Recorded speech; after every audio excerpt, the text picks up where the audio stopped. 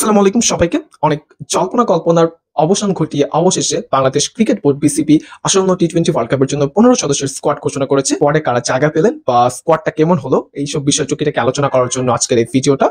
So প্রথমে কথা বলতে চাচ্ছি লিটন কুমার দাসকে নিয়ে। সবাই জানেন লিটন কুমার দাস সাম্প্রতিক সময়ে তিনি অফ ফর্মে ভুগছেন। খুবই দৃষ্টিকটুভাবে বাজেভাবে তিনি কিছু শট খেলতে গিয়ে আউট হয়েছেন এবং তার যে বল সিলেকশন তা নিয়েও যথেষ্ট কনসার্ন রয়েছে। তারপরেও বিসিবি লিটন কুমার দাসের উপর আরেকবার ভরসা করতে চেয়েছে, আরেকবার আস্থা করতে চেয়েছে এবং লিটন দাসকে নিয়ে বিসিবির ব্যাটিং কোচ কাজ করছেন যে এবং তার এক্সপেক্ট করছেন যে প্রবাবলি লিটন দাস ওয়ার্ল্ড কাপে ভালো কিছু করবেন। লিটন দাসের উপর আস্থার কারণ হিসেবে বিসিবির প্রধান নির্বাচক তিনি জানিয়েছেন যে আসলে তাদের হাতে যোগ্য বা বিকল্প ওপেনারের অপশন খুব লিমিটেড।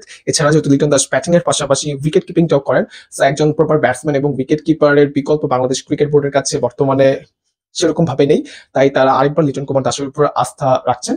সো সেকেন্ডলি কথা বলবো অবভিয়াসলি তাসকিন আহমেদকে নিয়ে। তাসকিন আহমেদের ইনজুরি নিয়ে একটা কনসার্ন ছিল। তাসকিন আহমেদের জন্য বিসিবি শেষ সময় পর্যন্ত অপেক্ষা করেছে, যার কারণে কিন্তু ওয়ার্ল্ড কাপের স্কোয়াডটাও ঘোষণা করতে অনেকটা দেরি হয়েছে। তাসকিন আহমেদকে আশা করা হচ্ছে যে ওয়ার্ল্ড কাপে বাংলাদেশ টিম পাবে, যদি তাকে 100% ফিটও না পায় তার থেকে আসলে 70-80% পারফরমেন্সটা বিসিবি নিতে চায়। তাসকিন আহমেদের ইনজুরি কনসার্নের জন্য তাকে ইউএস এর সাথে সিরিজেও রাখা হয়নি। আশা করা যাচ্ছে তাসকিন আহমেদ হয়তো ওয়ার্ল্ড কাপে মোটামুটি ফিট হয়ে উঠবেন।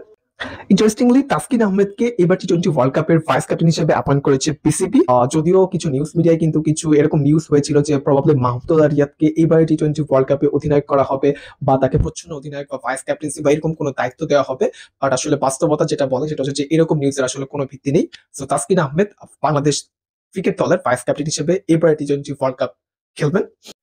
সেকেন্ড যে বিষয়টা কথা বলতে চাই, মোহাম্মদ সাইফুদ্দিন তিনি ওয়ার্ল্ড কাপ স্কোয়াড থেকে বাদ পড়েছেন। অর্থাৎ বাংলাদেশ আইসিসি কে প্রথমে যে 15 জনের স্কোয়াড পাঠিয়েছিল সেখানে মোহাম্মদ সাইফুদ্দিন ছিল, কিন্তু তার রিসেন্ট যে জিম্বাবুয়ে সিরিজে যে তার পারফরমেন্স তার থেকে বিসিবি যেটা এক্সপেক্ট করেছিল সাইফুদ্দিন সামহাউ সেটা মিট আপ করতে পারেনি।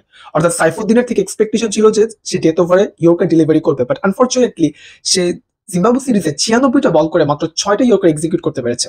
সো যেটা প্রধান নির্বাচক ব্যাখ্যা করছিলেন যে সাইফুদ্দিনের থেকে তাদের এক্সপেকটেশনটা একটু বেশি ছিল এবং ডেথ ওভারে যে পরিমাণ রান তিনি লিক করেছেন, সো তাকে মনে হয়েছে যে ইন্টারন্যাশনাল এরিনাতে তাকে আরো তার অনেক কাজ করার বাকি আছে ইন্টারন্যাশনাল ওয়ার্ল্ড কাপে ম্যাচ খেলার আগে। সো তার জায়গায় তানজিম সাকিবকে ইনক্লুড করা হয়েছে এই বিশ্বকাপের স্কোয়াডে। অর্থাৎ মোহাম্মদ সাইফুদ্দিনের পরিবর্তে তানজিম সাকিব বাংলাদেশের বিশ্বকাপে খেলতে যাচ্ছে।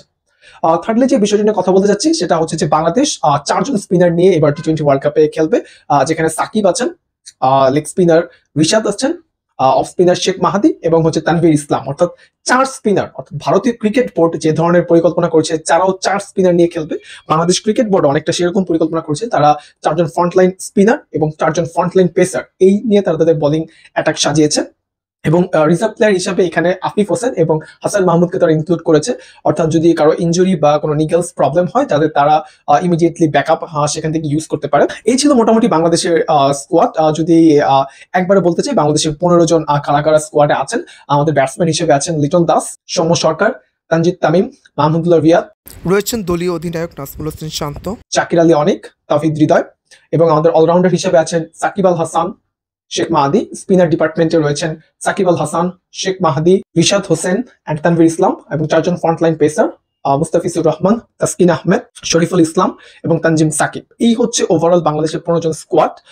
স্কোয়াড নিয়ে আসলে যখনই একটা স্কোয়াড ডিক্লেয়ার করা হয় তখন পক্ষে বিপক্ষে অনেক ধরনের কথা থাকে, বাট ফরচুনেটলি আনফরচুনেটলি আসলে এইটাই প্রবাবল বা বেস্ট 15 মেম্বার হয়তো অ্যাভেলেবল যারা ছিল তাদের মধ্যে থেকে চুজ করা গিয়েছে। কজ বাংলাদেশ ক্রিকেট বোর্ডের হাতে বা টিম ম্যানেজমেন্টের কাছে কিন্তু এনাফ অপশন নেই। আপনি আইদার ওপেনিং ব্যাটসম্যান বলেন বা এক্সট্রা কোনো পেস বোলিং অলরাউন্ডার বলেন বা মিডল অর্ডারে সেরকম কোনো পাওয়ার হিটার বাংলাদেশের টিমের কাছে খুব বেশি অপশন নাই। এই 15 জনই অ্যাভেলেবেল ছিলেন যারা হয়তো বাংলাদেশকে প্রতিনিধিত্ব করার মতো প্রিভিয়াসলি করেছেন, সামনে হয়তো করবেন। সো স্কোয়াড নিয়ে আসলে খুব বেশি আলোচনা করার কিছু নেই, কারণ বর্তমানে বাংলাদেশ টিমের যেই ধরনের পারফরমেন্স তারা আসলে ওয়ার্ল্ড কাপে ঠিক কতটা ডেলিভার করতে পারবে এটা নিয়ে কিন্তু সবাই সন্দিহান। পরিশেষে একটা কথাই বলা যে আসলে ওয়ার্ল্ড কাপ আসে ওয়ার্ল্ড কাপ যায়, বাংলাদেশ টিম নিয়ে আমরা অনেক ধরনের এক্সপেকটেশন করি, বাট আলটিমেটলি যেটা হয় যে ওয়ার্ল্ড কাপ আসলেই আমাদের খেলোয়াড়রা যেখানে ফর্মে থাকার কথা ঠিক তার উল্টোটা হয়, তারা অফ ফর্মে চলে যায়, তারা বাজে লুজ ডেলিভারি করে। অর্থাৎ সারা বছর যদি তারা ফর্মেও থাকে তারা ওয়ার্ল্ড কাপ এসে সেটা ডেলিভার করতে পারে না। সো এই ওয়ার্ল্ড কাপ নিয়ে আসলে খুব বেশি এক্সপেকটেশনের কিছু নেই। বাংলাদেশ যদি সেকেন্ড রাউন্ডে কোয়ালিফাই করতে পারে এটাই হবে বাংলাদেশের জন্য অনেক বড় প্রাপ্তি। ধন্যবাদ সবাইকে ভিডিওটি দেখার জন্য।